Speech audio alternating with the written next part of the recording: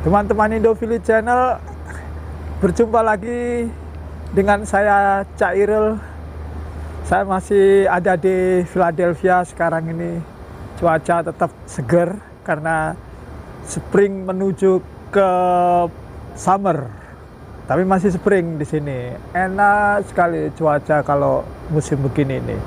Nah, saya lagi duduk-duduk di kayak plaza, kayak daerah ini hotel, di situ ada taman-tamannya gitu. Ya biasa. Kalau di sini kita nyantai sambil ngopi-ngopi ya. Sendirian aja lah. Ini saya kepingin ini omong-omong tentang beberapa teman-teman itu tanya tentang apply visa semuanya, padahal di YouTube saya itu sudah ada ya, gimana lolos visa, gimana tipsnya, gimana supaya anti gagal untuk apply visa itu, syaratnya semua sudah ada. Tapi tetap aja tanya ya, memang begitulah, kurang belajar.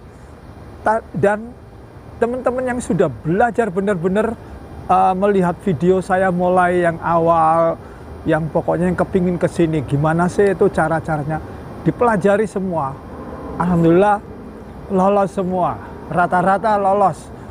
Dan kuncinya kita persiapan di situ, kemudian dalam interviewnya itu tidak ada ragu-ragu karena sudah menguasai materi. Itulah kunci sukses untuk lolos visa. Nah, karena ada di dalam video-video saya itu saya berikan trik-triknya.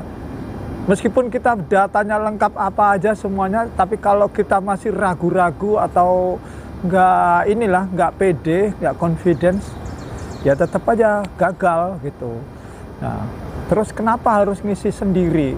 Karena gampang kok, supaya tidak tertipu. Dan Amerika itu membuat websitenya itu untuk apply online, supaya orang sendiri bisa melakukan itu untuk menghindari hal-hal yaitu tadi percaloan atau apa-apa. Semuanya itu mereka yang qualified untuk apply itu ya mereka yang bisa ngisi sendiri, karena data-data yang ada di situ mereka nguasai. Jadi misalkan saya mau apply, yang ngisi sendiri, saya tahu apa yang ada di dalam isi DS 160 itu. Misalkan nama saya, alamat saya, keluarga, histori, susunan keluarga dan lain-lain, kemudian riwayat pekerjaan, pokoknya data-data pribadi. Kemudian ada riwayat saya pernah di proses kriminal atau penyakit semuanya ada di situ. Kita hafal dengan data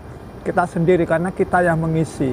Nah, waktu di pertanyaan di interview di embassy, nah itu pasti akan ditanya ulang yang apa yang kita isikan itu, tidak menyimpang dari isi DS itu sendiri.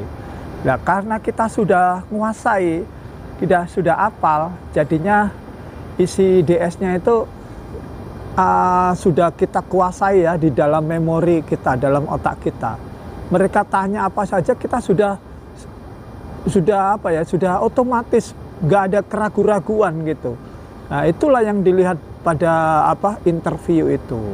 Jadi para interview itu sudah tahu gimana karakter kita, kita peragu atau tidak, kita menipu. Bolehlah silakan untuk data-data itu nggak masalah, tapi yang jelas kita harus percaya diri dan menguasai. Itu yang diminta oleh interview yang orang interviewnya. Oh begini, oh ya udah. Karena ini persyaratannya begitu ya lolos. Di Amerika itu paling gampang kalau ada urusan-urusan administrasi seperti itu. Selama kita tidak terlibat di dalam aksi-aksi kejahatan, kemudian geng-geng teroris atau yang dicurigai seperti itu, kita lolos saja. Jadi misalkan ngurus yang penting ada proof. Proof itu kalau di Amerika harus punya bukti-bukti di lampiran, nggak akan diperiksa yang detail-detail itu enggak. Biasanya cuma ditanya aja, punya, kalau interview ya ditanya kalau untuk melengkapi yang lainnya harus dilampir-lampirkan gitu. Tapi karena untuk pengisian DS itu tidak perlu ada lampiran-lampiran, ya yang ditanyakan ya cuma itu aja. Misalkan untuk datang ke interview harus membawa paspor, harus membawa bukti interviewnya kapannya itu, atau resipnya itu, apa bukti tanda terimanya interview juga itu cuma di bawah itu aja, lainnya nggak ada gitu.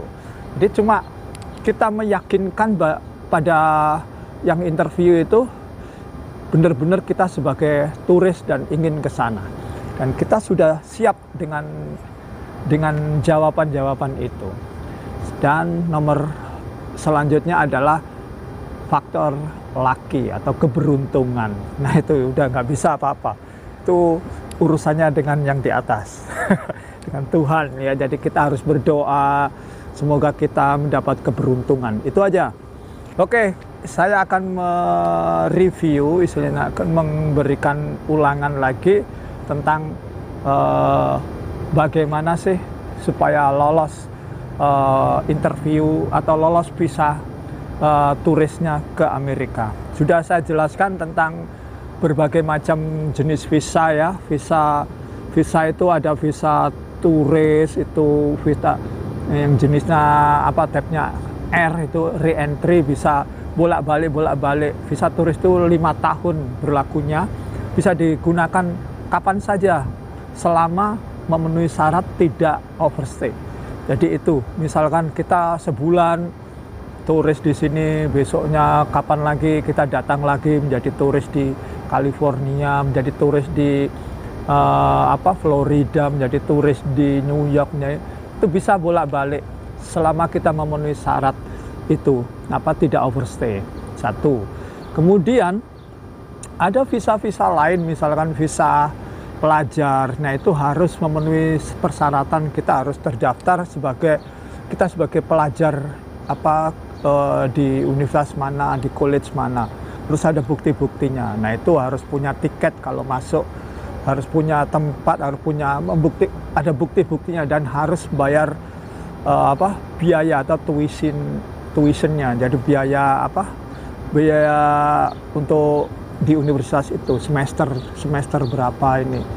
Dan kalau kita bayarnya sudah telat, misalkan kita nggak bayar waktu perjalanan itu, ya otomatis status pelajar kita hilang, dan kita tanda kutip akan dinyatakan jadi orang yang dicari lah istilahnya itu, karena orang bukan status pelajar lagi.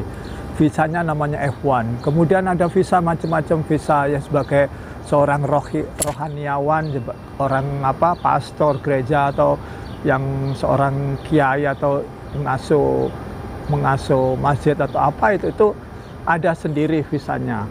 Kemudian visa ya macam-macam lah, itu jenis. Tapi yang saya bahas di sini adalah visa turis ya. Visa turis ini tidak ada kewajiban dalam isi DS-nya itu kita harus membeli tiket. Jadi tiket itu kita beli kalau kita sudah dapat visa. Kalau kita sudah di-approve, misalkan mau jalan ya baru beli tiket. Sebelum kita dapat visa nggak usah beli itu. Terus tujuannya kemana? Tujuannya itu terserah. Kita akan kepinginnya kemana? Ke California, ke New York, ke Florida, kemana gitu. Terserah. Jadi ada tujuan tempat atau di mana kita mau hadir nantinya, kita mau apply. Nah itu nanti akan dibuktikan dengan itinerary kita. Misalkan saya mau ke California, misalkan di Los Angeles atau di mana, kita harus tanya mau kemana ke sana itu gitu.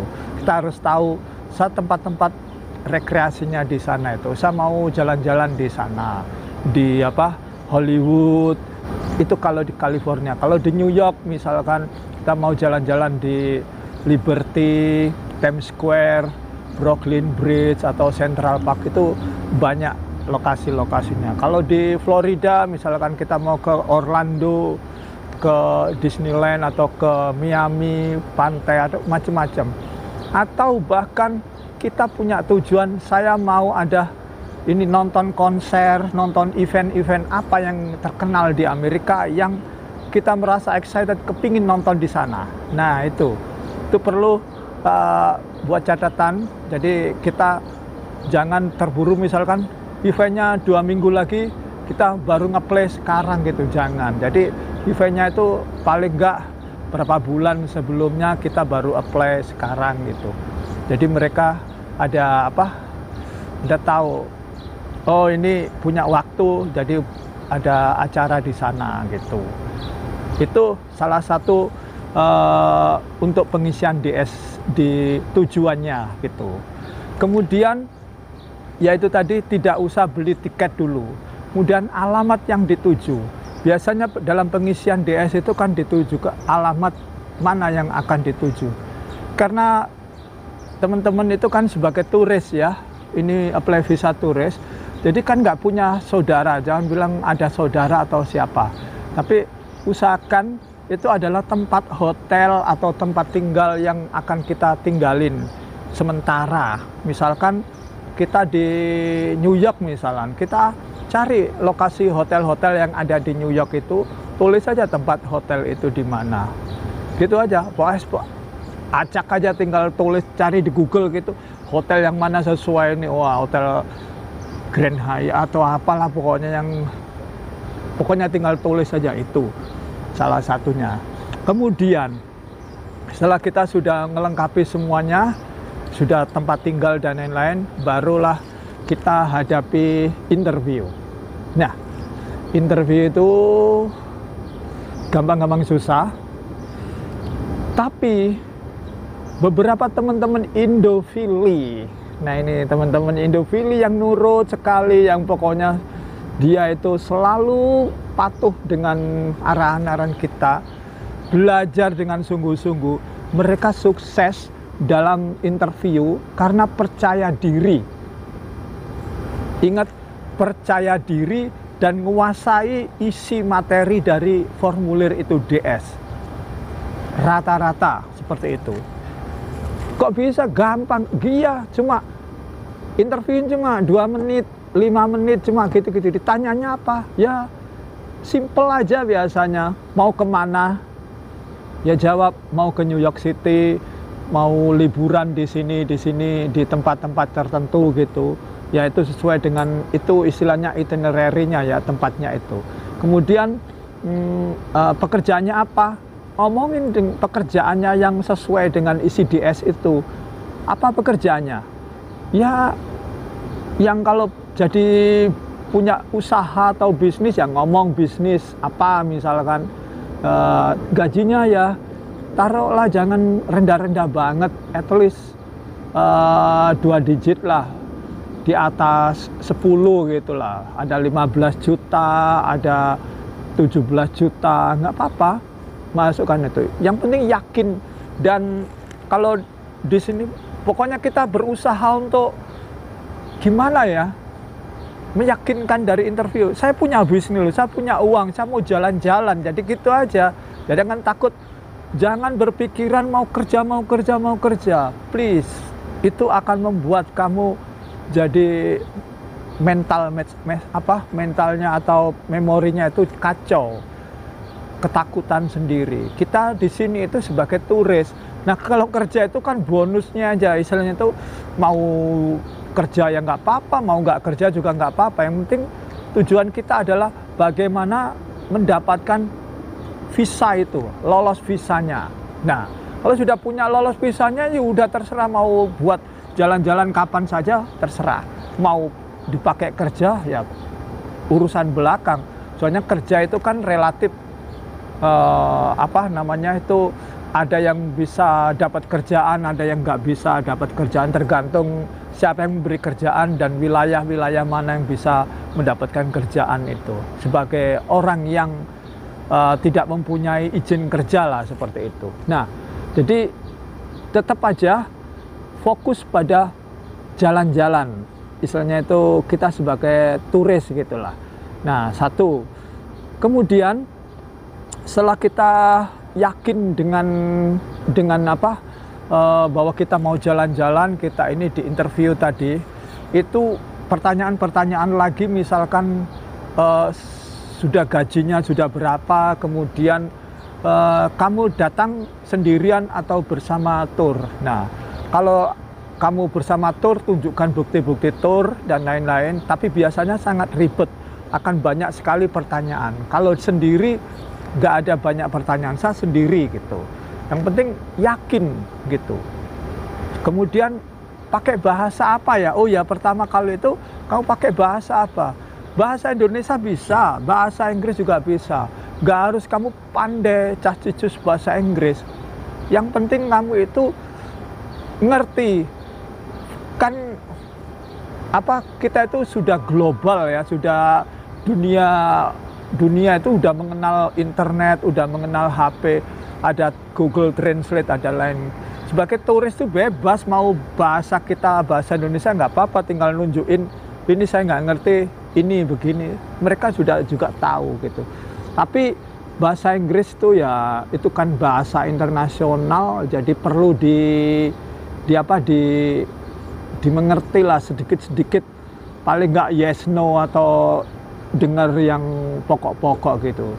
Tapi untuk kelancaran wawancara, kalau nggak bisa bahasa Inggris, pakai bahasa Indonesia. Sapalah para interviewnya itu dengan baik, dengan ramah, kayak seakan-akan kita itu sebagai tamu nantinya ke negara Amerika. Jadi kita itu punya keinginan supaya dikabulkan visa kita, diizinkan untuk masuk ke Amerikanya gitu. Jadi kita ya ramah aja, kepingin masuk di Amerika, ingin jadi turis gitu. Mereka akan simpati dengan kita atau excited, senang lah dengan kita. Oh ya, wah kamu kepingin ke Amerika, ya seneng ya. Oh ya, ya pokoknya masih ditanya mau apa, mau sini, tujuannya di mana aja, kemudian dengan siapa, perjalanannya, terus kerjaannya apa gitu. Itu pertanyaan yang pokok-pokok gitulah. Jadi kemudian setelah itu kalau sendiri ya sendiri, kalau bersama keluarga ya keluarga. Pokoknya jangan menyimpang dari isi DS itu sendiri ya. Kemudian di dalam pertanyaan itu biasanya ditanya tentang ini yang pokok, karena persyaratan lolos visanya itu ada peraturan undang-undangnya, itu harus memenuhi keterikatan dengan wilayahnya, dengan Indonesia misalkan, yaitu antara lain pekerjaan. Jadi maaf. Jadi kalau ditanya gajimu berapa, kerjaanmu apa gitu. Misalnya kerjaan saya punya toko grosir gitu, sembako misalkan itu. Oh iya, berapa penghasilannya? Kalau ditulis di DS-nya itu 15 juta, jawab dengan jujur 15 juta. Jangan saya 15 juta tapi juga ada lagi ditambah-tambah. Saya yakin akan ditolak itu. Satu aja 15 juta ya 15 juta gitu. Yakin, pokoknya kita jawabnya 15 juta gitu. Oke, kecuali ditanya yang macam-macam, jelasin dengan rileks aja gitu. Mereka akan tahu kok niatan kita kepingin jalan-jalan, pasti oh ini nggak apa-apa lah, nggak apa-apa, excited gitu. Yang penting kesan pertama itu harus nice, harus bagus, harus ramah gitu. Jadi itu. Kemudian ada tips lagi tentang interview, lokasi interview. Ada 2 lokasi yang dibuka untuk visa Amerika ini. Satu di Surabaya dan satu di Jakarta. Kalau di Jakarta itu udah teman-teman udah umum, pokoknya yang penting isi formulirnya itu mantap, kemudian sesuai dengan itu jawabannya, bla bla bla begitu. Itu dan dari berapa persen, bahkan hampir 100%, tidak ditanya tentang rekening koran, membuktikan gajinya itu berapa, untuk membuktikan segala data-data tidak ditanya. Yang penting jawaban kita lancar dan kita tidak tidak apa ya, maksudnya itu tidak dalam keadaan kita itu misalkan ya di-apply-kan oleh agent gitu, dan kita tidak tahu, dan kita dipalsukan dengan data-data yang dari agent itu dibikinkan kamu jadi pegawai begini, jadi pegawai begini, itu dipalsukan begitu, tapi kita tidak menguasai. Dan interview itu biasanya sudah browsing, sudah oh ini kok hampir sama, ini IP address-nya yang nge-play-kan ini hampir sama semua, itu sudah tahu. Ini pasti ikut agent-agent yang sudah sudah dikasih tanda warning gitu. Ini anunya sama. Nah, itu biasanya akan menjadi kendala dan pertanyaan. Rata-rata ya jarang diterima gitu loh. Karena banyak pertanyaan, ininya kamu bener ini punya kamu sendiri apa ini. Kalau kita nge-play sendiri dan bikin sendiri lah, ini bukan ngajari palu, tapi ini banyak kok kejadian kita bikin usaha-usaha sendiri, template sendiri, yang penting sendiri gitu loh. Yakin bahwa kita seperti punya kita sendiri, ya itu akan biasanya lolos. Nah, itu untuk di Jakarta tidak ditanya data-data tidak ditanya, pokoknya apalah bukti-bukti rekening koran dan surat-surat tidak disuruh. Cuma yakin bahwa kita bisa ngomong dengan baik, jalan gitu aja. Tapi ini ingat, kalau di Surabaya, di wilayah Surabaya ya, di Konsulat Jenderal Amerika ada di Surabaya, itu loketnya cuma 1 atau 2 gitu, cuma 1 kayaknya yang ini. Dan supaya lolos, ini kunci ya, supaya lolos itu biasanya teman-teman yang kebanyakan yang lolos itu mesti ditanya bukti keterikatannya itu, kamu punya aset apa gitu loh, properti apa. Ya, kamu harus siapkan dulu, punya mobil, punya rumah, punya surat tanah, itu lampirkan semuanya. Kamu bawa, punya mobil berapa BPKB, betulnya itu punya kamu semuanya, pokoknya ada suratnya gitu, ada lampirannya gitu. Nanti ketika kamu punya, ditanya itu, kamu punya properti, punya apa, ada surat tanahnya, tunjukin ini saya. Cuma ditunjukin aja, cuma dilihat, oh iya punya, oh iya gitu. Mereka akan lolos. Diam-diam ya, itu rahasia. Itu kebanyakan teman-teman yang sudah melakukan seperti itu lolos. Tapi yang nggak ngerti kadang-kadang ditanya itu kebingungan. Wah, saya tidak siap, akhirnya ya tidak lolos. Tapi yang sudah tahu, kamu punya apa, asetnya apa, dia tunjukin itu. Karena di Surabaya, orang yang interviewnya itu modelnya kepinginnya tahu bahwa asetnya itu, itu lolos pasti. Punya, oh ini yang keterikatannya dibuktikan dengan itu. Kalau di Jakarta, keterikatan dibuktikan dengan kamu bisa menjawab dengan baik dan bisa ini lolos.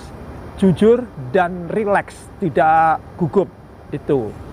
Nah, itu kunci update-nya dari lolos visa itu. Jadi teman-teman itu jangan khawatir ya kalau mau apply visa itu siapkan aja dulu, jangan buru-buru, jangan yang macam-macam yang ini. Kalau sudah selesai semuanya dan akan mendapatkan kertas putih. Nah, kertas putih kalau di Jakarta kertas putih itu lolos. Kalau di Surabaya kertas putih ada pemberitaan tidak lolos, tapi mereka akan dapat semacam kayak kartu pos gitulah, postcard gitu. Ini kamu visa kamu diterima, di granted gitu. Nah, kalau di Jakarta kertas putih, ini visa kamu diterima, dikasih kertas putih. Kalau nggak diterima dikasih kertas pink gitu. Itu di Jakarta. Kalau di Surabaya, kalau nggak diterima dikasih kertas putih. Nah, itu beda ya. Kemudian Di mana saya harus apply bebas, apply di Jakarta bisa, di Surabaya bisa, semuanya sama sebenarnya. Dan tetap kalau mau tanya-tanya detail-detailnya bisa gabung lah di grup Telegram Indofili Channel atau tonton YouTube saya, video-videonya itu semua ada jawabannya secara umum gitu. Kalau mau yang pengalaman dari teman-teman yang sudah berhasil, sudah lolos, sudah ini ada semua di grup Indofili Channel, di grup Telegram. Kalau kalian gabung gratis kok, tinggal kalau punya Telegram cari aja di Indofili Channel, gabung di grup sana, terus ya tanya-tanya, tapi jangan langsung tanya yang gimana caranya apply visa. Semuanya sudah ada sebenarnya, tinggal harus berusaha untuk cari di scroll di atas. Ada juga yang dipin. Itu contoh-contoh yang penting-penting itu kita pin supaya teman-teman itu tahulah basic-basicnya itu supaya bisa ini. Nah, itu salah satunya keuntungan dari teman-teman Indofili. Kalau kepingin lolos itu harus berusaha, jangan instan gitu ya. Soalnya teman-teman yang lain-lainnya berhasil itu semuanya adalah berusaha. Kalau kita cuma instan itu nanti kasihan kalian sendiri, karena hidup orang instan itu nanti kasihan menyusahkan kalian sendiri. Karena hidup di Amerika itu struggle, benar-benar mandiri, tidak ada ya gimana ya, kejam istilahnya itu. Tapi jangan khawatir, kalau teman-teman punya mental bagus, punya mental struggle, mental untuk berusaha, pasti bisa, pasti lolos gitu, pasti bisa melampaui tahap-tahap hidup. Saya ada videonya juga, nanti silakan disimak itu bagaimana hidup di Amerika supaya bisa bertahan, mulai pingin jadi orang Amerika selamanya, misalkan ada semuanya. Jadi teman-teman misalkan di sini tidak harus kerja terus, di sini ada semuanya yang masuk ke Amerika baik dari seluruh dunia itu punya kesempatan untuk menjadi orang Amerika. Jadi berbuat baiklah di sini, jaga diri dengan baik-baik, cari kesempatan-kesempatan bagaimana supaya bisa menjadi orang sini, atau minim tinggal dan hidup di Amerika dengan selamat. Jangan berbuat kriminal, jangan berbuat aneh-aneh. Kenali dirimu sendiri, siapa saya, siapa kita ini, sebagai siapa. Saya bukan orang Amerika, misalkan saya orang gelap atau orang turis atau ada gini. Jadi kenali diri, jangan istilah bahasa Jawa kakean pola, sudah masuk sini sudah belagu gitu. Jangan seperti itu. Kita kenali diri kita sendiri, kita itu sebagai orang apa, sebagai orang asing di sini, dan kadang-kadang kita juga ingin mencari kerja. Ya, jangan sok-sokan kita masuk di sini harus mendapat kerja yang baik. Oh, orang Amerika juga butuh. Sebenarnya orang Amerika nggak butuh kita. Kita yang butuh kerjaan. Ya, syukur-syukur kalau nasib kita sudah baik, ditakdirkan di sini dan dapat kerjaan. Ya, kita tidak bisa menolak juga karena itu sudah takdir. Jagalah itu dengan baik. Jangan sampai ternoda kita sudah berusaha masuk sini, kemudian kita ini tercoreng atau dipulangkan atau ya dideportasi dengan ulah kita sendiri. Jadi kalau teman-teman yang kepingin niat baik untuk mencari kerja atau tetap tinggal di sini, baik-baiklah menjaga diri. Itu aja ya teman-teman. Jadi ingat, proses visa itu tidak semudah membalik tangan, tapi harus proses, harus belajar, harus dimengerti gimana kita harus bisa mendapatkan tips-tips yang baik. Harus belajar, tonton video cari informasi dengan teman-teman yang sudah berpengalaman, sudah lolos.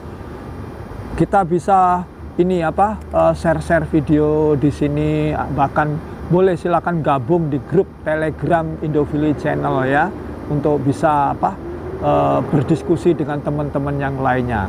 Nggak usah bully-bulian, nggak usah ini. Lurus saja, yang penting niat kita niat baik, oke? Kemudian jangan hiraukan yang pikiran negatif-negatif. Tetap semua kita waspada. Kerjaan, ada kerjaan, tidak ada kerjaan, itu semuanya tergantung kita. Niatan kita pertama jadi turis dulu.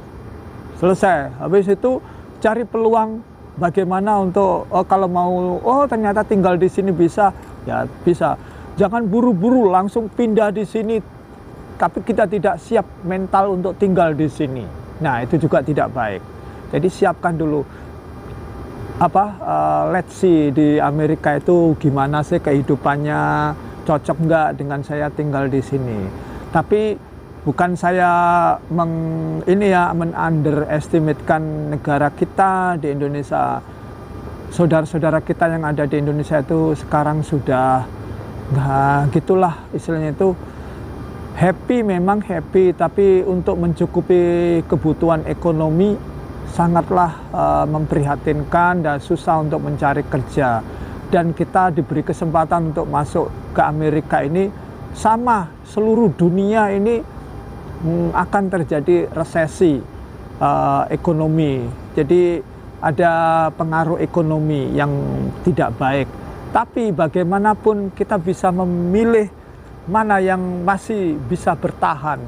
Kita kalau di Indonesia dengan kondisi resesi dunia dibandingkan dengan kita bertahan di Amerika dengan kondisi resesi dunia, mana yang lebih baik? Anda teman-teman yang bisa memilih itu. Jadi lebih baik hujan batu, hujan apa-apa di negeri kita sendiri daripada kita susah-susah di Amerika cuma begini-begini aja. Silakan.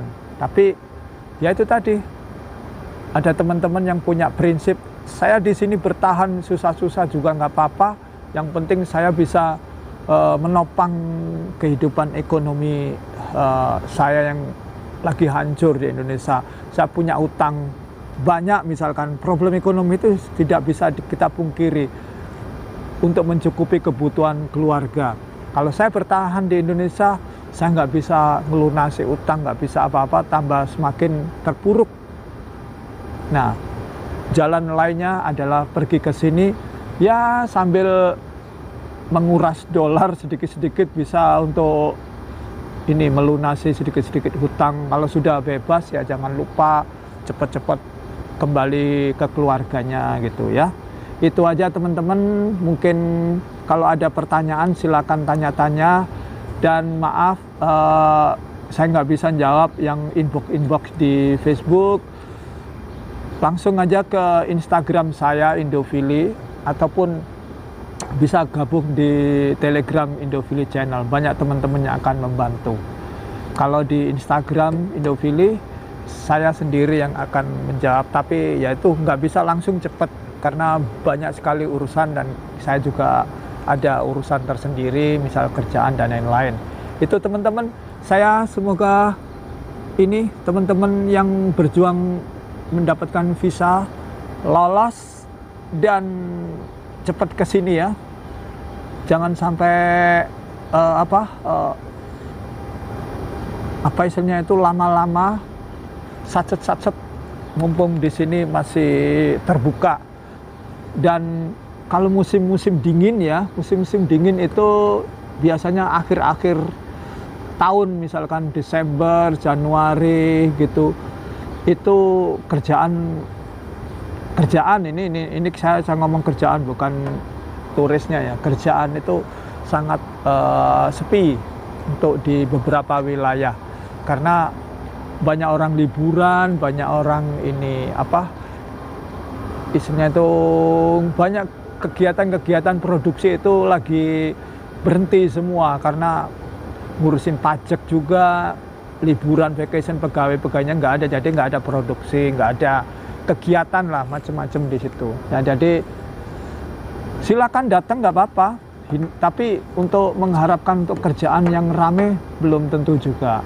Tapi kalau musim-musim spring ini adalah musim-musim yang semua bisnis dibuka rata-rata. Tapi untuk restoran, untuk resto ini musim panas ini slow sekali, jauh karena orang-orang pada vacation jadi jarang makan gitu. Beda kebalikannya kalau restoran musim dingin banyak sekali orang yang makan, jadi rame restoran. Itu tip-tipnya lumayan, jadi restoran banyak yang buka untuk musim dingin biasanya. Kalau musim panas, itu hari pacekliknya restoran gitu. Jadi jangan harap untuk kerja di restoran kalau musim panas itu dapat gaji yang lumayan, itu susah. Tapi untuk belajar silakan, namanya kerja apapun diterima ya, yang penting halal, yang penting sehat gitu aja. Oke teman-teman, terlalu banyak ini, nggak ada yang nonton nanti kalau terlalu panjang. Yang penting teman-teman sehat dan sukses selalu. Silakan yang apply visa, semoga berhasil. Kita jalan-jalan di Amerika, nikmati mumpung visa Amerika masih dibuka lebar. Dan tetap teman-teman jaga diri baik-baik dan selalu sehat. Jangan lupa ya, tonton video-video Indofili Channel, kemudian subscribe, like, dan bagikan ke teman-teman yang lainnya yang kepingin tahu. Semoga ini bermanfaat.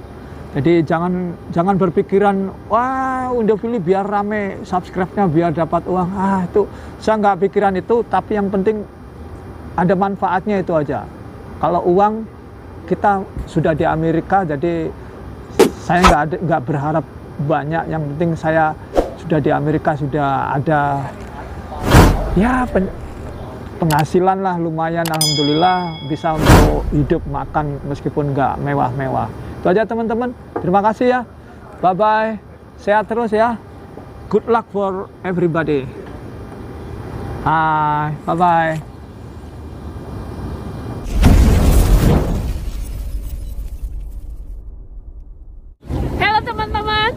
Jangan lupa tekan tombol subscribe, like, and share Indofili Channel.